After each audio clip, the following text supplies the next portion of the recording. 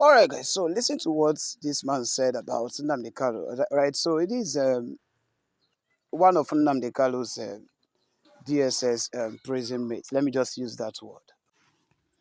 And if you listen to him, you'll find out that no, Nnamdi Kanu left from being the leaders of the Igbos and is also becoming the leaders of part of the Hausas. Because he made mention of something. Yeah, he said that almost everyone, both the DSS, what do I call, both the DSS officers, and even those of them in DSS facility, DSS custodies, that almost everyone is already submitting to Nnamdi Kanu's way of leadership.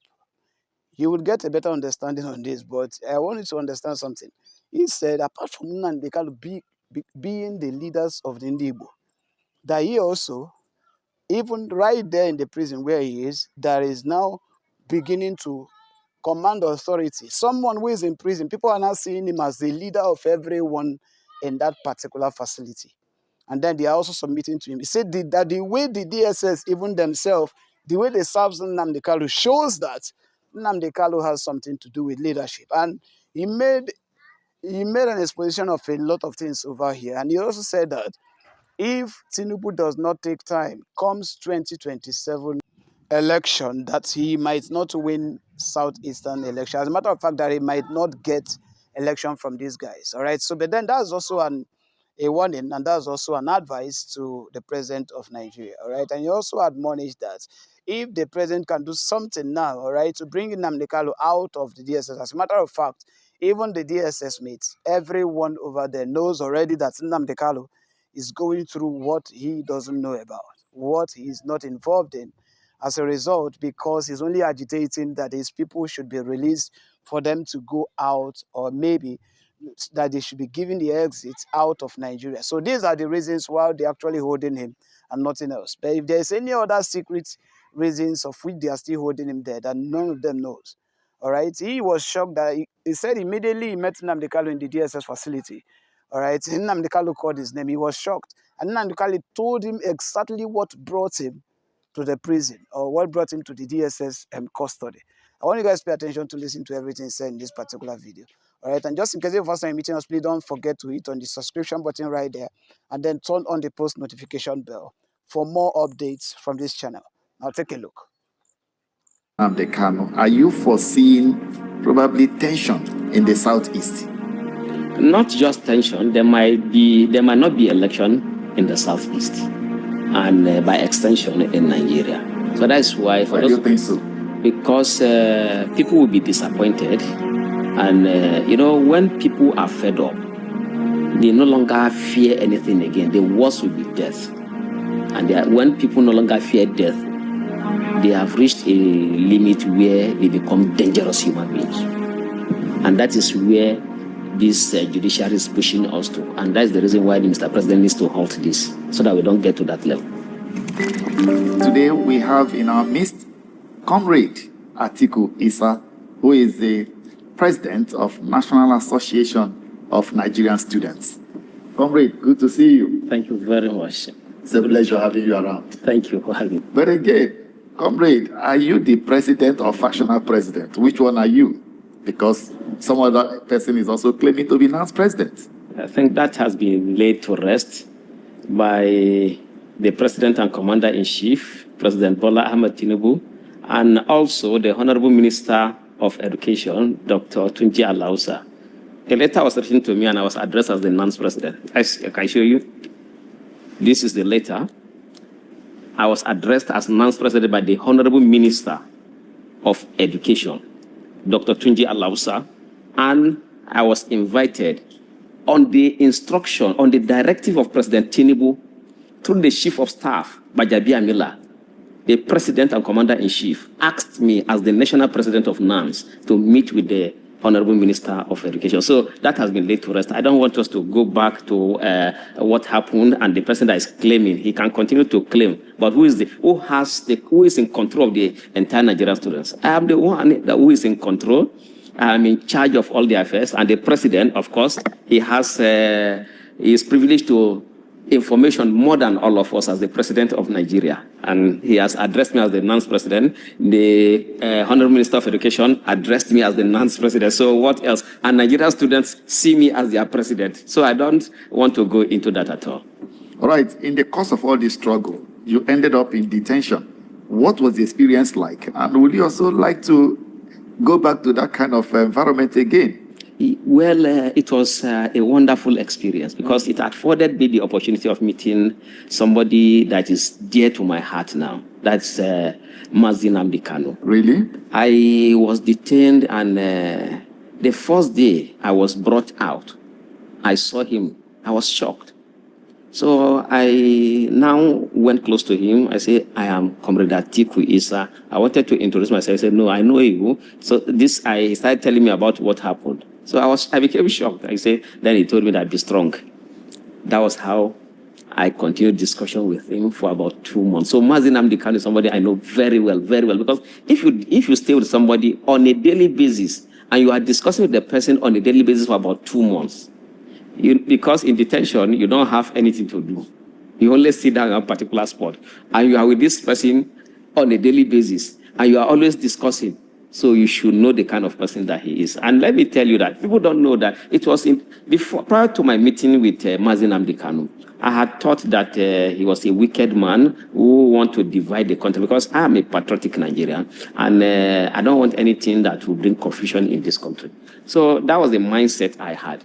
But after meeting him, in the detention, I realized that the Fulanis, the Hausas, the Kanuris there are all loyal to him. You'll be shocked that he has more supporters in the DSS facility than he has outside. Because if anywhere you live and you have more than 95% of the people who are supporting you.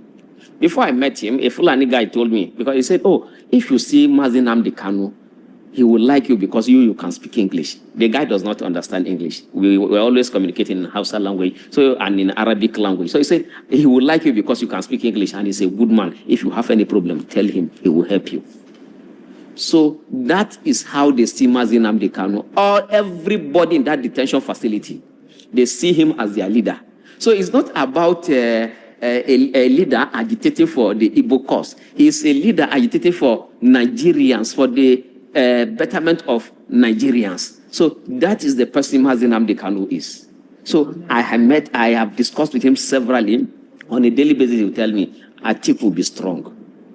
And along the line, now told me that, okay, I want you to play along so that they release you from here. I don't want you to continue to stay in detention. That was when I said, I'm ready to remain in detention. I said, no, this place is not good for you. Play along. Do whatever they want you to do. Get away from me and go and meet your family. I said, you are here. Say, don't worry. You go out. I don't want to see young men like you to be in detention. So that is the person we are talking about, that Nnamdi Kanu is. A very passionate leader with compassion, and he has the interest of especially the masses at heart. And I think the problem he has, which is not a problem, is that he's too courageous and fearless. And that is why, to me, he is still in detention. Courageous and fearless. All right, let's look at the issue of the government and Nnamdi Kanu. Some persons say that the government is using Nnamdi Kanu as a scapegoat to avoid addressing legitimate grievances. They argue that Sowore, Iboho, the chairman of Meiti, Allah, all of them had issues at one time or the other. But government discontinued with that case and wondered, why is Nnamdi Kanu's case different? Yes, I agree with those who say that. And but I also want to say that this did not start with the administration of President Tinubu. He was arrested during the last administration, and because they don't want to address the real issues. This thing is very simple. Why? What do you think are the real issues? The real issues are the insecurity, marginalization, and inequality in the country. These are basically the real issues. Address these issues. On this, because I believe that President Tinubu is a listening president. Yes, and just like I said about Nnamdi Kanu being fearless and courageous, which has put him in detention. One of the things that, though is not something that should be seen as a weakness, which the President Tinubu has, is that he's too loyal to his friends. And he always stands by his friends. So he will not want to do anything that will embarrass his predecessor. So for that reason, he's taking his time. But on this, I really want to appeal to the President and Commander-in-Chief that if the likes of Igboho, their cases will be discontinued. The chairman of Mieti Allah, their cases, Mieti Allah was arrested and detained in the same facility where Nnamdi Kanu was detained. I was there, so I know all of these things. For security reasons, I won't mention the places. I know they are very, if you close my eyes, I can take you to the detention facility where Nnamdi Kanu is currently and where Mieti Allah chairman was before he was released. Don't forget, he was arrested. His boys were alleged to have stabbed a general. You see, his boys were alleged to have killed soldiers. I know all lives are equal, but the life of a military man should be seen as being special because they protect the lives of the of others. If any group that will attack military men, those groups should not be seen, should be seen as being extremely violent, and they should be condemned in totality. The military men deserve respect and honor because they are putting their lives to protect us. So now, this same man, his case was discontinued. A Fulani man, his case was discontinued. Yes, he's my brother. I'm happy the case was discontinued, but I'm not happy that military men were attacked. Now, Igboho, who was agitating his agitation was very violent. So many lives were lost. Security personnel were attacked. Yet his case was discontinued because he's a Yoruba man. I did not meet Igboho and I did not meet the chairman of Mieti Allah, but I heard a lot of things about them.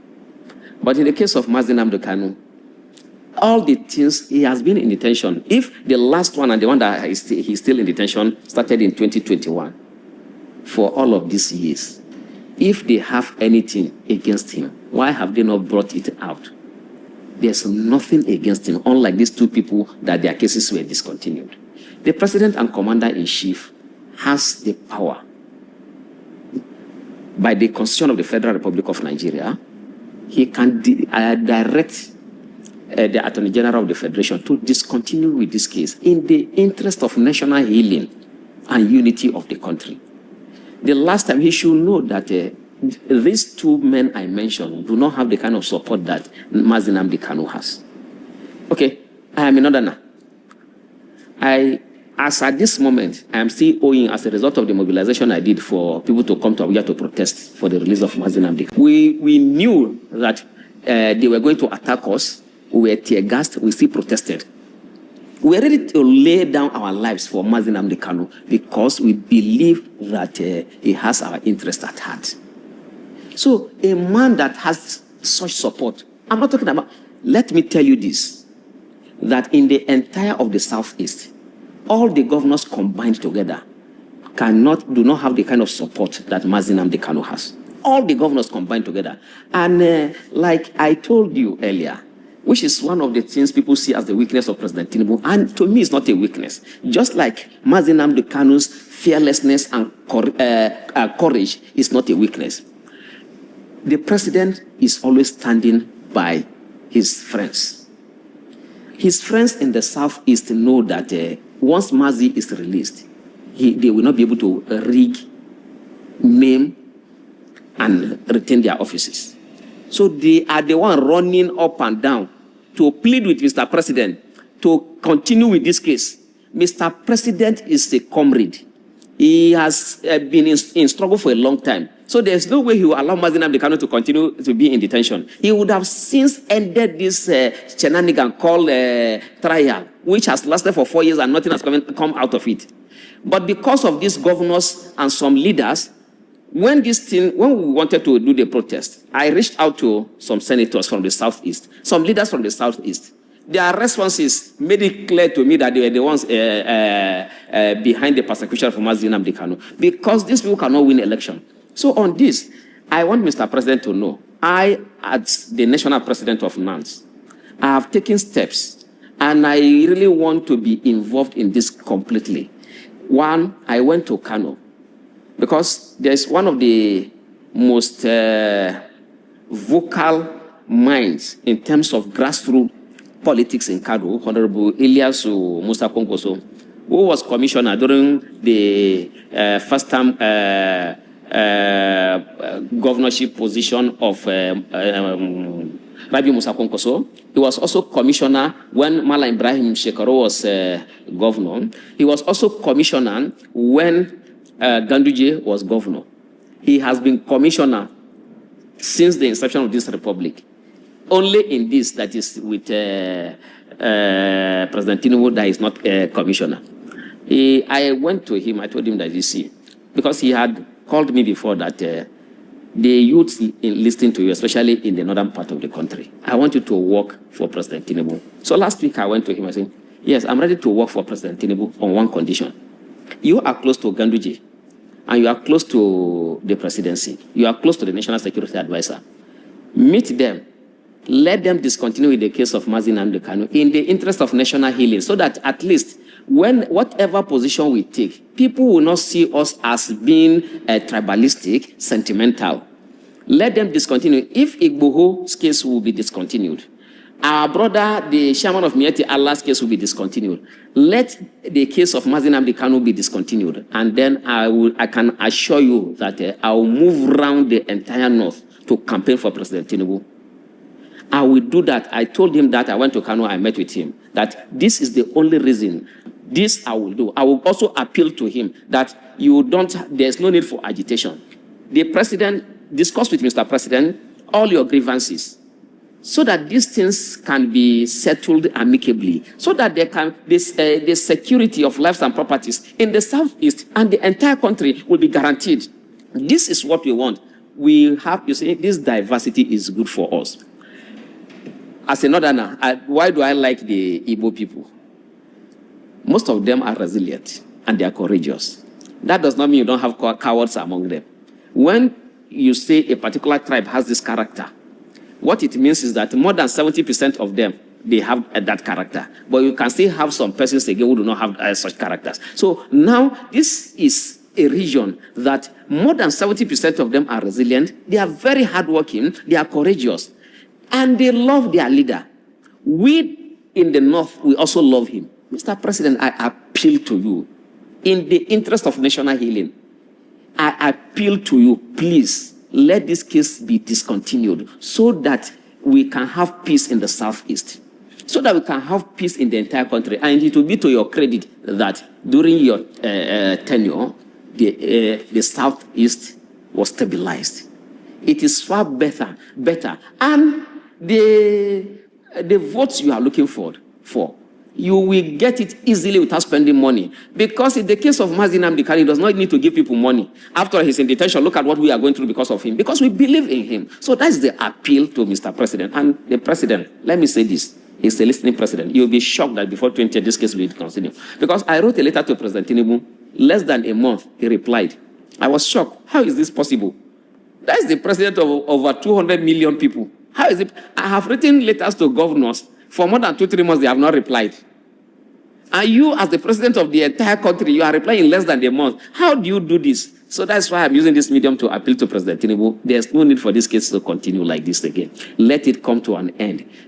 Political settlement is the best way so that we can have peace in the country. What do you say to those who argue that Kanu detention is illegal under international law? Some others say that he's a terrorist and all kinds of allegations. What is the truth? Given the little you know about him, your interaction with him in the last 2 months while in detention, what do you think? I think by my little exposure and my stay in the north and in some other parts of the country where I have had cause to listen to persons who have directly or indirectly met with terrorists, I should know one when I see a terrorist. A terrorist will not be talking about peace. I was shocked when I met with Nnamdi Kanu. He was always emphasizing about peace and justice. So a terrorist will not want people to live peacefully. A terrorist, you see, there are some things I don't want to reveal because of the security implication. But because there are some persons in detention that anytime they have opportunity, because not all the time they bring you out, when they have opportunity to see Nnamdi Kanu, the Fulani girl that the first time I met her in that detention was when I saw her with Nnamdi Kanu. She had gone there to complain, to ask for favor. So I was like, why is this? Yeah, because they don't usually allow that. That's one good thing about the DSS facility. They don't allow that at all. But the girl was to be taken out for medication. So she saw Nnamdi Kanu and quickly started talking to her because she doesn't speak English fluently, and there was a gap in communication. So I had to come in. I realized that she has more confidence in Nnamdi Kanu than even her own father, by the way she was talking. Mazi was consoling her that do this, do this. She said she was even complaining that she has stayed here for a long time. She doesn't want. She was talking about even committing suicide. Mazi was consoling her and telling her what to do. That's the kind of, if a terrorist will not bring, I'm talking about a Fulani lady, and they are virtually all tribes you find there. Everybody in the detention facility rallies around Nnamdi Kanu. And the way he was always speaking to me, a terrorist will not be talking like that. And, okay, another thing again. On a Salah day, that Salah I spent in detention, the big Salah, I, as a Muslim, I felt irritated. But even Mazi, he doesn't, he tolerates all of these things. Because on that Salah day, during the celebration, the Muslims usually shout, Allahu Akbar, Allahu Akbar. But they were shouting. So I was calling, you see, this detention facility, they are Muslims, they are Christians, they are others. Aside that, you don't have, it's not, even if all of us are Muslim, you don't have to shout and disturb others. At this particular time, some persons want to sleep. Some person wants to just sit down quietly. You cannot be shouting like this. But throughout, for the 3 days that happened during in the detention facility, he will not complain. Instead, those who want to come, because when people have problems, they run to him, not even to DSS officers who are supposed to take care of us.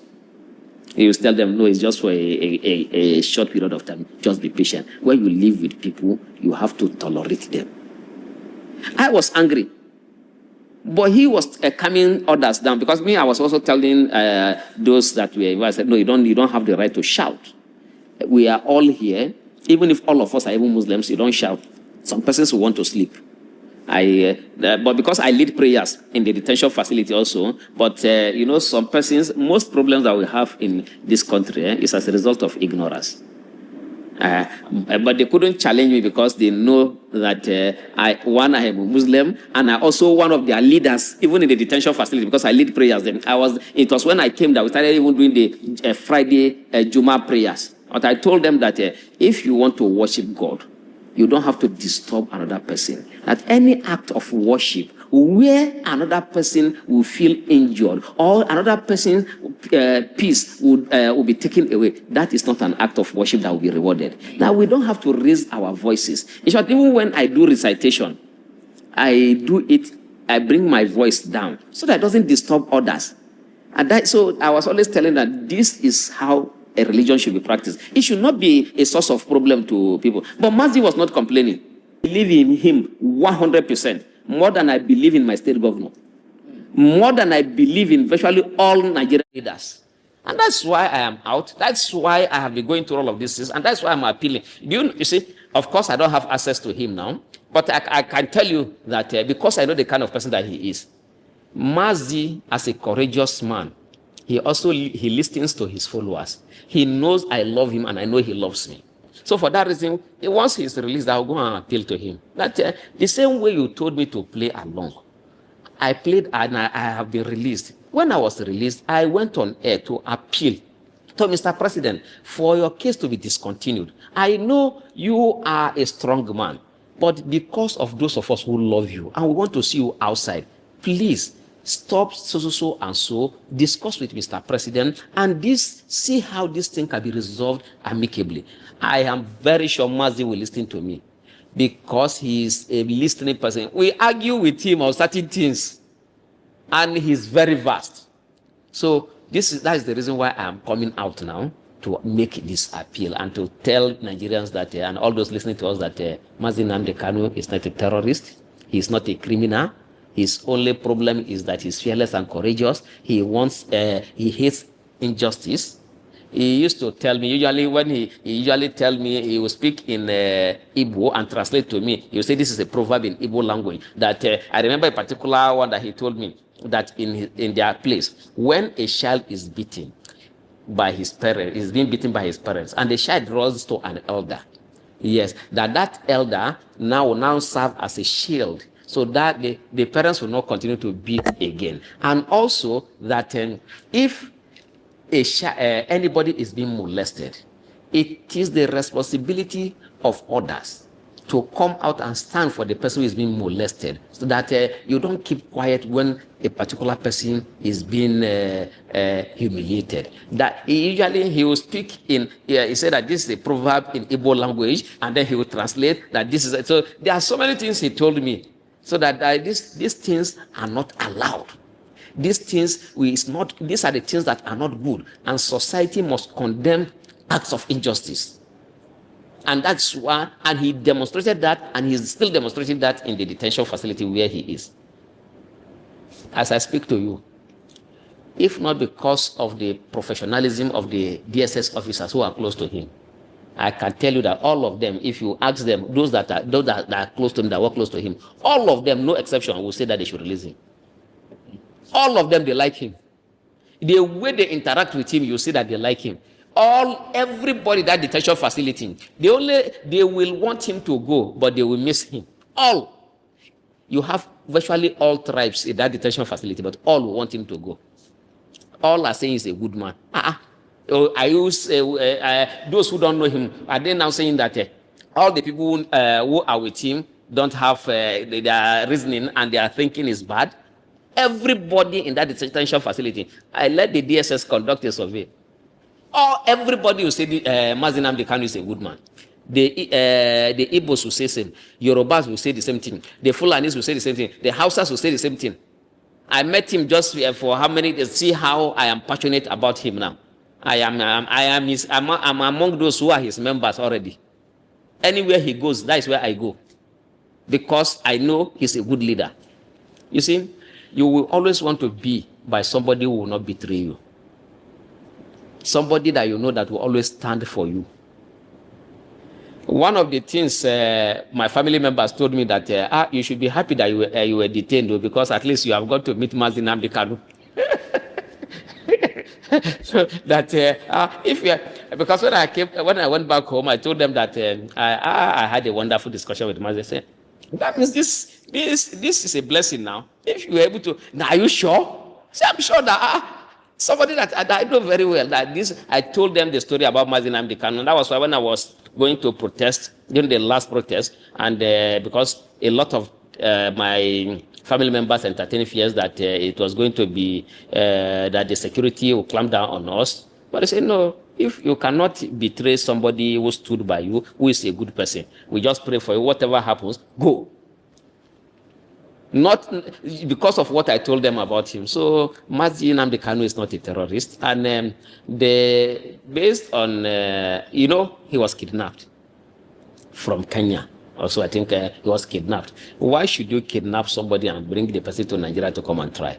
And even in Nigeria, I think there was a judgment that was given that he should be released and a compensation paid. Why was that judgment not carried out? So this thing has nothing to do with law. It is pure political witch hunt And that's why we want Mr. President to just end this.